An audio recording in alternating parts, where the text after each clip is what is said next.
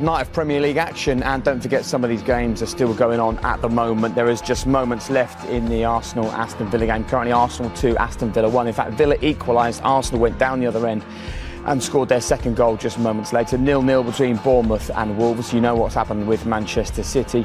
West Ham 1, Tottenham 1, and Liverpool have just equalised. Firmino with the equaliser there. Isak on his first start for Newcastle, giving them the lead at Anfield. Those games have got a little bit longer to run, and don't forget tomorrow evening Leicester against Manchester United. Let's just show you then how the table looks. There was a moment this evening where City were winning, Arsenal were drawing, and it was looking like City would go to the top of the Premier League table, but as things stand it's Arsenal leading at the moment, so 15 points on the board for them, 2 ahead of Manchester City. And yes, it was a chastening and difficult night for Nottingham Forest, but they will live to fight another day. They had the opportunity to go up to 7th this evening. The job though for Steve Cooper is to gather his players together and bounce back from what would have been a difficult night. Erling, another match ball. Did you enjoy that out there tonight? Yeah, amazing. Nothing more to say. What about the reception these fans have given you? You rightly deserve it with your play on the pitch, but how much are you enjoying the reception and playing in front of them? Yeah, I love it, and yeah, you can see it, and it's amazing. What was the key to finding your rhythm as a team in that first half? Because 3 goals up at half time, it was a very clinical performance. Yeah, it was about keep doing what we did the second half against Palace, and just to basically play, and we knew it was going to be chances, and that's exactly what we did. So yeah, it was nice. You're obviously a very aggressive player, but how much are you enjoying the physical element of the Premier League as well? Do you think it suits your style? Yeah, it's been good so far, so I'm not complaining. And it's now your second successive hat-trick in 2 consecutive halves. I mean, do you set yourself targets? How do you view the start that you've made here?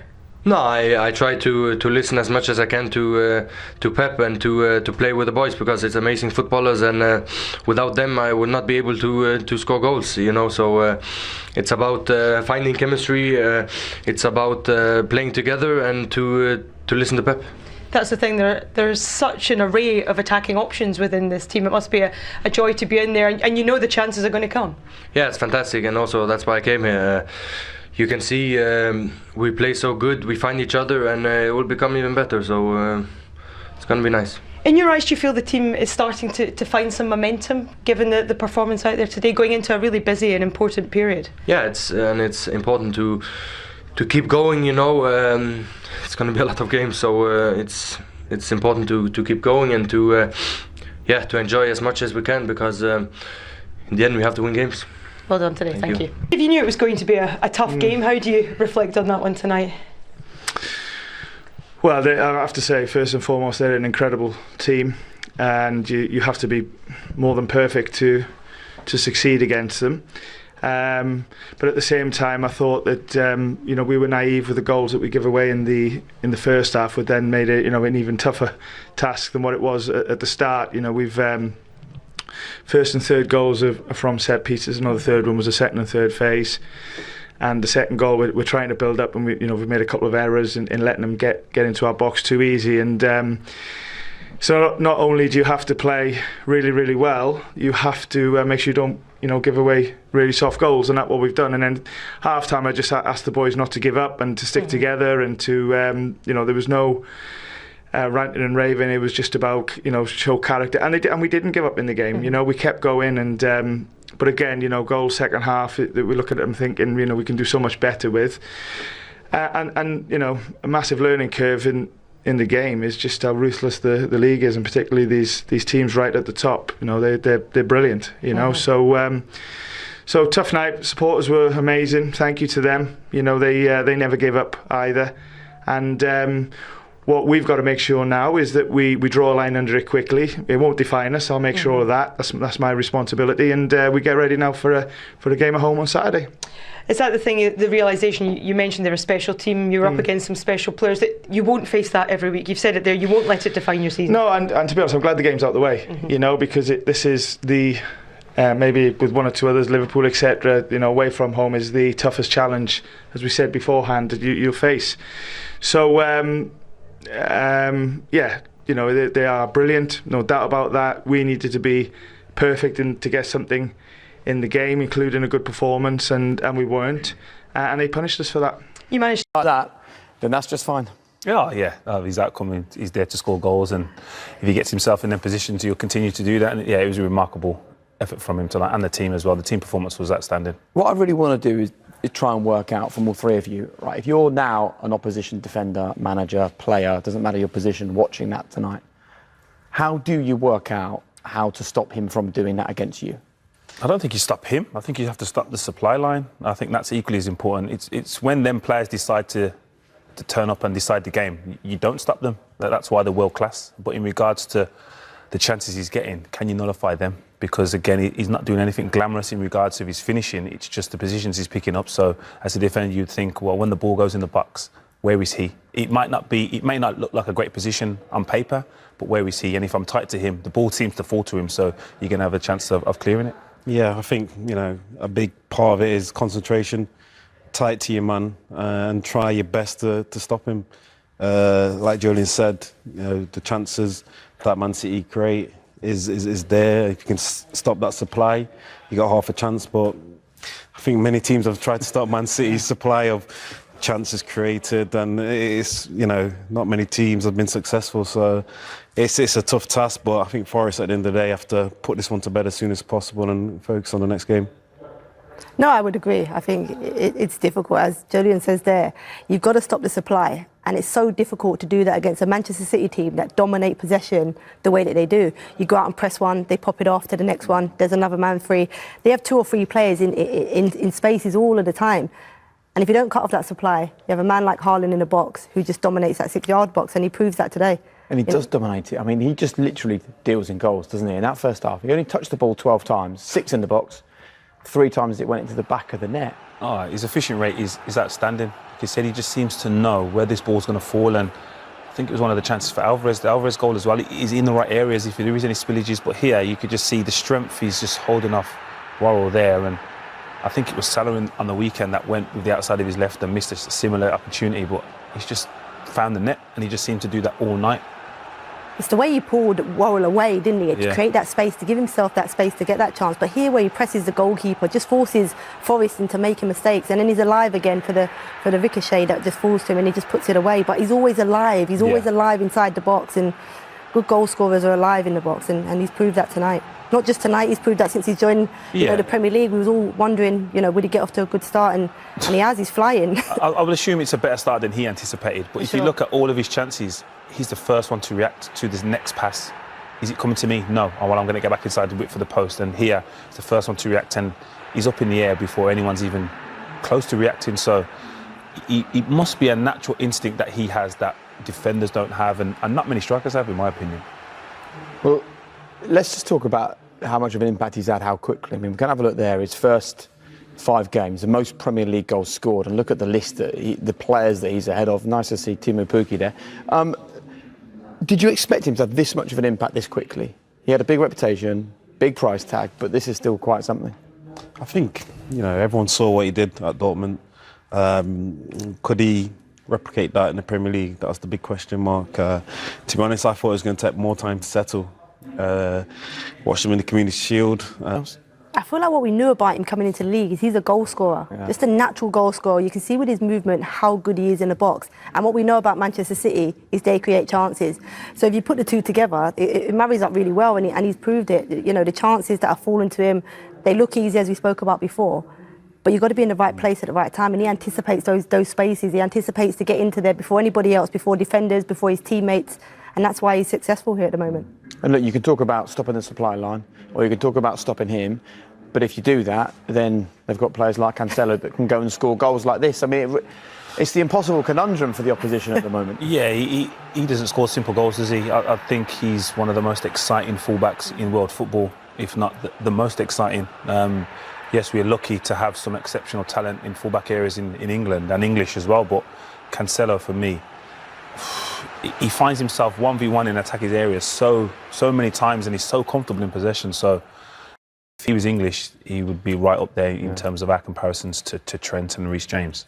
So give me your expectations then for City this season. I mean, we start every year with Joleon coming in saying he's going to win all 4, which he's entitled to do because he loves them, and that's fine. But when you look at them now, 19 goals, that's more than they've scored in the opening 5 games of any other Premier League season.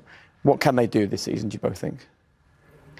Whatever they want to achieve. I think. Look, with Pep and Manchester City and the fans, they want the Champions League. I think Haaland is a big statement in knowing that they want to go for it this year. I think they've scored a lot more goals this season, but they've also leaked a lot of goals, and hence why Pep's probably in the market to bring a defender in, because he won't be happy with the goals they've conceded and having to fight back from being 2-0 down in 2 games already in the Premier League. So, look, they can achieve whatever they want to achieve. I think they're a phenomenal team.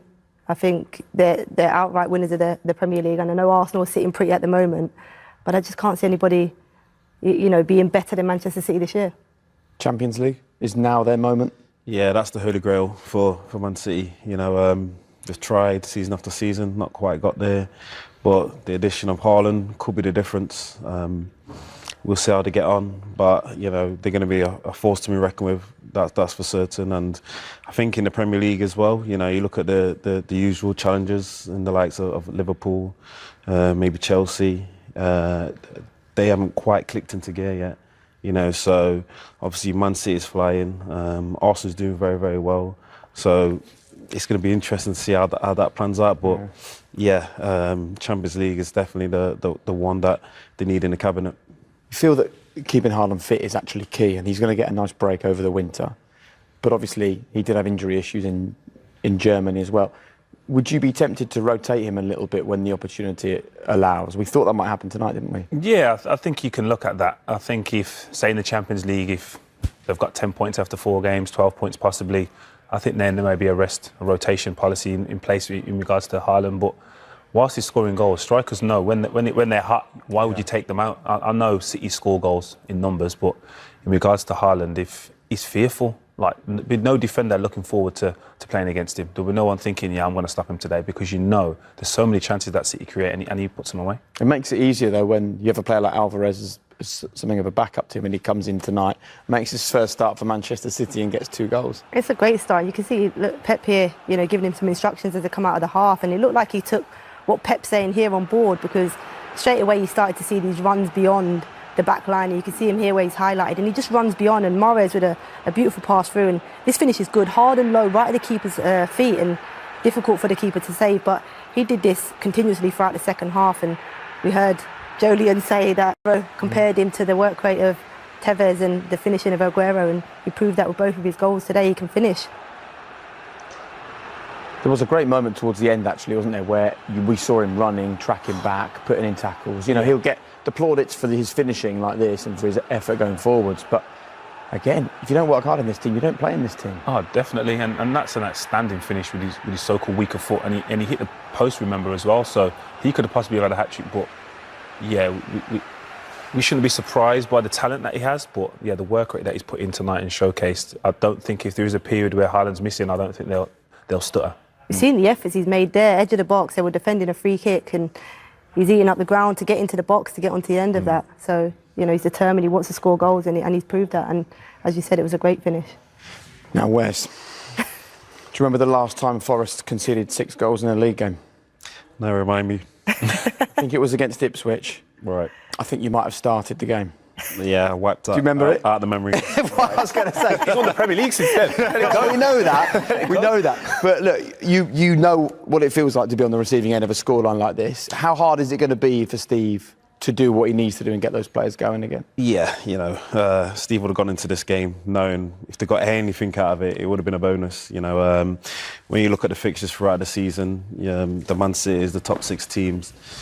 You kind of, you don't, write them off, but you think, right, if we get anything out of these games, it's a bonus. So obviously it's not nice being on the end of a 6-0 beating, but you have to quickly put that behind you and focus on to the next game. And that's what Steve will do. He'll concentrate on making sure the boys are, kind of put it to bed, make sure the boys are kind of reflect on the game, but not dwell on the game. And a busy night at the Etihad for Nottingham Forest defenders, because they have been under the cosh. I mean, we can look at the stats there. It has been a masterclass from City, but more than that, a masterclass from Erling Haaland. I mean, we've got about 3 or 4 minutes here, so I'll just be quiet and let the 3 of you wax lyrical about a man who has had an immediate impact for that football team. Oh, remarkable. Yeah, if he continues at this rate, you're going to run out of things to say, because I don't think it surprised me him scoring goals. You expected it, but to be so ruthless in around that box, 6-yard box especially.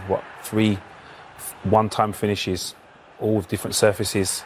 Just the understanding what Farah said before the game, he never starts where he finishes or where he ends up. He always creates a space for himself and he arrives there with perfect timing. You know, in Germany they'd call that the perfect hat-trick, because it's the perfect hat-trick and he's done it in the first half. Yeah, it's fantastic to watch and see. You know, from a Forest point of view, Joe Worrell was tight to him on all the 3 goals, but he's just manhandling him.